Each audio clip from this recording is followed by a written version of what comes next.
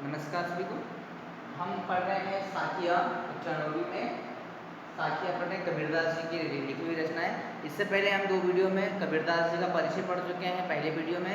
साथ ही दूसरे वीडियो में हमने देखा था पहला, दूसरा, तीसरा, चौथा साखिया हमने पढ़ लिया था। अभी हम पढ़ेंगे 5, 6, 7 नंबर के साखिए, है ना। 3 साखिए आज हम पढ़ेंगे। पिछले जो साखिए थे उनके भावार्थ आपने कॉपी में लिख लिए होंगे, है ना। जो मैंने अर्थ बताए थे आपको उसके भावार्थ आपने अपने शब्दों में लिख लिए होंगे। चलिए अगला पढ़ते हैं कि हिंदू मोह राम कही मुसलमान खुदाई, कहे कबीर सो जीवता जो दुहू के निकट न जाए। हिंदू मोह राम कही, मोह मतलब होता है कह कह के मर जाना, है ना, कहते कहते मर जाना। राम कही मुसलमान खुदाई, खुदाई का मतलब है खुदा को याद करने वाला या अल्लाह को कहने वाला, है ना।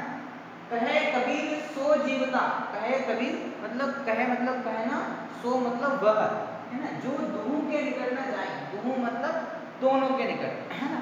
तो अब ये इसका शब्दार्थ था, इसका भावार्थ पढ़ते हैं कि कवि हमसे कहना क्या चाह रहा है। हिंदू मोह राम कही मुसलमान खुदाई, कहे कबीर सो जीवता जो दोनों के निकट न जाए। हिंदू राम कहते कहते मर गया, मुसलमान खुदा कहते कहते मर गया। मतलब कवि का आशय है कि हिंदू जो है वो अपने ईश्वर को याद करते करते चला गया, मुसलमान जो है वो अपने ईश्वर को, अपने अल्लाह को, अपने भगवान को याद करते करते मर गया। लेकिन दोनों का जीवन में कोई याद करने वाला व्यक्ति नहीं है, कोई उनको याद नहीं करता, है ना। कहे कभी भी सो जीवता, जीवन में वही व्यक्ति अमर हो सकता है जो दोनों के निकट नहीं जाए, है ना, दोनों की भक्ति नहीं करे, दोनों में नहीं पड़े, है ना। कौन व्यक्ति जीवन हो सकता है? जो व्यक्ति संत है, जो दोनों में वाद विवाद नहीं करे, वो ये नहीं कहे कि हिंदू बड़ा है या मुसलमान बड़ा है या राम बड़ा है या अल्लाह बड़ा है ना। ऐसे व्यक्तियों की नज़र में जो हिंदू और मुसलमान को लड़ाने का काम करे या हिंदू और मुसलमान में जो वाद विवाद करे कि हिंदू बड़ा है या मुसलमान बड़ा है, या किसी एक पक्ष को ज़्यादा कहे या एक पक्ष को कम कहे, तो वो व्यक्ति कभी भी जीवन में याद नहीं हो सकता, या उसको कोई भी व्यक्ति याद नहीं कर सकता, है ना। तो यहाँ पर उन्होंने कहा कि राम का नाम लेते लेते मर गए तथा मुसलमान खुदा का नाम लेते लेते चल बसे, है ना। अपने धार्मिक अंधविश्वासों के कारण वह ईश्वर की प्राप्ति नहीं कर सकता, है ना। वो व्यक्ति ईश्वर की भक्ति कभी नहीं कर सकता या ईश्वर की प्राप्ति नहीं कर सकता जो धर्म में अंधविश्वास फैलाने का काम करे, है ना, कर सके। कबीरदास जो कहते हैं कि साधारण या जो साधक व्यक्ति है, जो ईश्वर को मानने वाला व्यक्ति है, वो हिंदू मुसलमान के आडंबरों में नहीं पड़ता, है ना, मार्गों से दूर रहता है, वो हिंदू मुसलमान के इन पछड़ों से दूर रहता है। वही व्यक्ति सद्विचारों के कारण जीवन पर्यंत एवं जीवन के बाद भी जीवित रहता है। ऐसे साधक सार्वभौमिक सत्य को महत्व देते हैं, है ना। ऐसे व्यक्ति जीवन में अपने जीवन में ईश्वर को प्राप्त हैं जो कभी भी धर्म और समुदाय के पछड़े में नहीं पड़ते, वो कभी भी धर्म और संप्रदाय में झगड़ा करवाने का काम नहीं करते हैं। यदि कोई हिंदू साधक भी है तो वो अपने ईश्वर की प्राप्ति के लिए उसकी भक्ति करेगा, ना कि पूरे जमाने में उसका ढंढोरा पीटेगा कि मेरा भगवान जो है वो श्रेष्ठ है, मेरा ईश्वर जो है वो श्रेष्ठ है। यदि मुसलमान भी कोई अल्लाह की भक्ति करता है तो वो अपने घर में बैठकर या अपने चुपचाप अपने ईश्वर की भक्ति में लीन हो जाए, है ना। वो जमाने में जाकर ये नहीं करे कि अल्लाह ने ये कर दिया है, अल्लाह बड़ा है, दूसरे धर्म के जो है वो छोटे हैं, मेरा अल्लाह बड़ा। ऐसे ढिंडोरा पीटने से ईश्वर की प्राप्ति नहीं होती है ना। ऐसे चीख चीख कर कहने से ईश्वर की प्राप्ति नहीं होती है। ईश्वर की प्राप्ति करने वाला व्यक्ति ईश्वर को अपने मन में बिठा कर रखता है, ऐसे चिल्लाने से ईश्वर की प्राप्ति नहीं होती है। तो कबीरदास जी ने यहाँ पर जो धर्म और संप्रदाय में जो लोग भ्रांतियाँ फैला रहे हैं, अपवाद फैला रहे हैं, उन पर कटाक्ष किया है कि ईश्वर की प्राप्ति इस तरह से तो नहीं होती है ना। अगला पढ़ते हैं, काबा फिरी काशी भया राम ही भया रही, मोड चून मैदा भया बैठी कबीरा जीव। काबा जो है वो मुसलमानों का एक प्रसिद्ध स्थल है ना, धार्मिक स्थल है। काशी जो है वो बनारस में है और वो हिंदुओं का प्रसिद्ध धार्मिक स्थल है ना। राम ही भया रहीम, है ना। फिरी का मतलब होता है घूमना। आप मुसलमान जो है वो काबे में घूम लिया, हिंदू जो है वो बनारस में काशी में घूम लिया, है ना। राम ही भया रहीम, न तो उसको राम मिला न उसको रहीम मिला, है ना।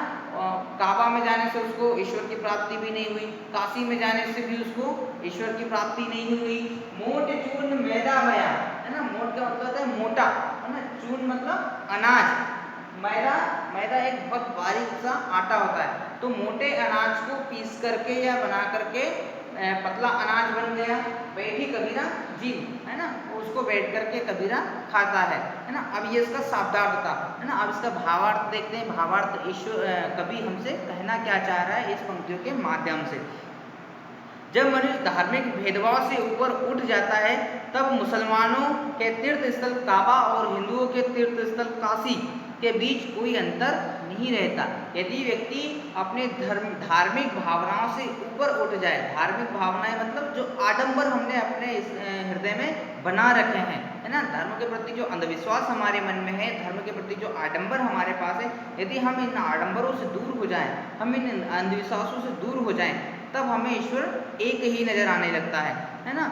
तब की बात करते हैं कि उसके लिए राम और रहीम के बीच का तात्विक अंतर समाप्त हो जाता है, वो अंतर खत्म हो जाता है। यदि हम धार्मिक आडंबरों से दूर हो जाएं तो हमें ईश्वर के प्रति जो हमारा वाद विवाद है, ईश्वर के लिए जो हमारे मन में लड़ाई है कि हिंदू बड़ा है या मुसलमान का ईश्वर बड़ा है, तो ये लड़ाई, ये अंतर हमारे मन से खत्म हो जाता है ना। जिस मोट जून को मैंने अखाद्य मतलब जो खाने योग्य नहीं है, मोटा अनाज जो होता है उसको ऐसा अपन समझते हैं कि यार गेहूं को कच्चा नहीं खा सकते हैं, है ना, चने को कच्चा नहीं खा सकते हैं, लेकिन असल बात तो यही है कि गेहूं से यदि आटा नहीं बनेगा तो खाएंगे कैसे, है ना। तो गेहूं के अंदर आटा है, उस गेहूं को पीस करके आटा निकाला, तब तो हमने खाया है ना। तो ऐसे ही धर्म है कि धर्म के अंदर ईश्वर तो है, लेकिन उस धर्म को जब तक हम समझेंगे नहीं तो ईश्वर कैसे प्राप्त होगा, है ना।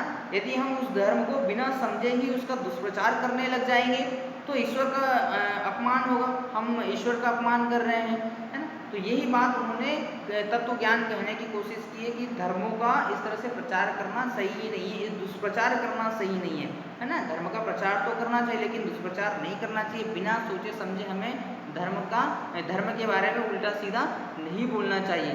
यदि हम धर्म के बारे में जान गए तो ईश्वर को समझ गए, जब ईश्वर को समझ गए हैं तो ईश्वर की प्राप्ति करें, क्यों धर्म के बारे में हम चीख कर कहने लगे, अपना समय खराब करें। तो यही बात यहाँ पर कवि ने कहने की कोशिश है ना। इससे आशय यह है कि धार्मिक भेदभाव को समाप्त होने पर मेरे मन में हिंदू मुसलमान और राम रहीम के मन में जो दुर्भावनाएं थी वो दूर हो गई।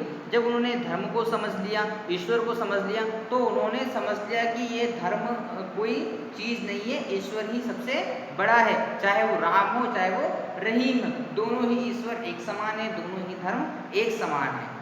चलिए आगे बढ़ते हैं। ऊंचे कुल का जन्मिया जे करनी ऊंच न होई, सुवर्ण कलश सुरा भरो साधु निंदा होई। जन्मिया मतलब जन्म लेना, जे मतलब जिसका, है ना, करनी ऊंच न होई, सुवर्ण मतलब सोना, कलश सुरा मतलब मदिरा या शराब, साधु निंदा सोई मतलब होना, है ना। जो व्यक्ति ऊंचे कुल में जन्मा है, बहुत बड़े कुल में जन्मा है, उसकी करनी यदि नीची है, उसकी करनी ही नीच है, उसकी करनी ही बुरी है, तो उसका ऊंचे कुल में जन्म लेना भी कोई मतलब का नहीं है ना। सुवर्ण कलश सुरावो, सोने के कलश में यदि सोने के कलश में यदि हम शराब को भर दें तो क्या सोने की तारीफ होगी या उसकी प्रशंसा होगी, है ना। साधु निंदा सोई, है ना, साधु हमेशा उसकी ही निंदा करेंगे, उस सोने की निंदा करेंगे क्योंकि उसमें शराब भरी हुई है ना। तो ये इसका शब्दार्थ था। अब भावार्थ देखते हैं कि भावार्थ कवि ने हमसे क्या कहने की कोशिश की है।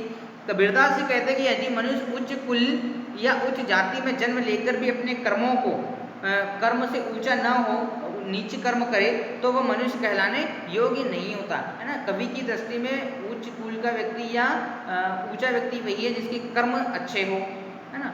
ऊंचे कुल में जन्म लेकर यदि उसके कर्म श्रेष्ठ नहीं होते तो ऐसे श्रेष्ठ कुल में जन्मा व्यक्ति भी जन्म लेने लगे तो व्यक्ति नीच ही कहलाएगा। यदि शराब या मदिरा को सोने के कलश में भरी हो तो वह ज्ञानी जन की दृष्टि में हमेशा निंदा के योग्य ही रहेगा, है ना। सोने के कलश में भी यदि हम शराब भर दें तो ज्ञानी व्यक्ति हमेशा उसकी निंदा करेगा, साधु संत हमेशा उसकी निंदा करेगा। किसकी? सोने के कलश की, क्योंकि सोने के कलश में क्या भरा है? शराब।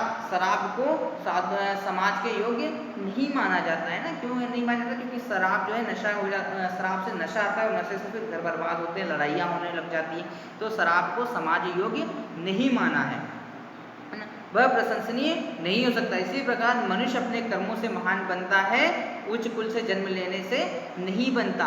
यदि मनुष्य उच्च कुल में जन्म ले भी ले और उसके कर्म ठीक नहीं है तो वो समाज योग्य नहीं है। मनुष्य चाहे नीची जाति में जन्म लेकिन उसके कार्य श्रेष्ठ हैं तो वो समाज योग्य है। तो यहाँ पर कर्म जो है वो श्रेष्ठ है ना। कभी ने यहाँ पर कर्म को करने की बात कही कि आपके कर्म अच्छे होना चाहिए, है ना। इस तरह से हमने आज सारे के सारे जितने हमारे 7 साखियाँ थे वो हमने पढ़ लिए हैं। अब आपको इन सभी साखियाँ के प्रश्नोत्तर लिखना भी है, और जो कल जिनके भावार्थ आपने लिख लिए थे उसके बाद ही आपको इनके भावार्थ लिखना है, उसके बाद आपको प्रश्नोत्तर करना है ना। सबसे पहले साखिया 1 लिखना, उसका फिर भावार्थ लिखना, साखिया 2 उसका भावार्थ, साखिया 3 उसके नीचे उसका भावार्थ, साखिया 4 लिखना, उसके नीचे उसका भावार्थ, इसी तरह 5, 6, 7 साखिया लिखना और उनके अपने अपने नीचे उनके भावार्थ लिखना। भावार्थ लिखने के बाद आपको अगले पेज में प्रश्नोत्तर लिखना